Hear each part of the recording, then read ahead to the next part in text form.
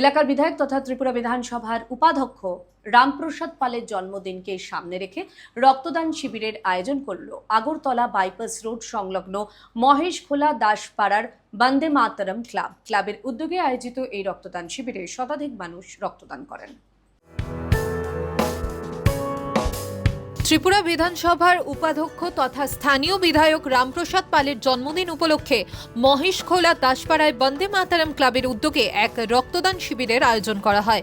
অনুষ্ঠানে উপস্থিত ছিলেন বিধায়ক রামপ্রসাদ পাল ছাড়াও মণ্ডল সভাপতি, যুব মোর্চার মণ্ডল সভাপতি, ক্লাব সভাপতি, সম্পাদক সহ বিভিন্ন রাজনৈতিক ব্যক্তিত্ব ও সমাজসেবীরা।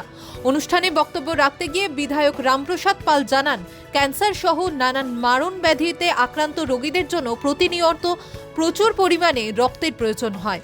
যার মধ্যে স্নেহ মমতা থাকে, যার মধ্যে ভালোবাসা থাকে, যার দায়িত্বশীলতা নিয়ে যারা কাজ করে সমাজে, তারাই হচ্ছে আসল মানুষ। সে যে কোনো পরিবারের হোক আর সে সমাজের যে কোনো সাধারণ ব্যক্তি হোক, এবং তাদেরকে আমাদের তুলে ধরা উচিত, তাদের পাশে আমাদের দাঁড়ানো উচিত।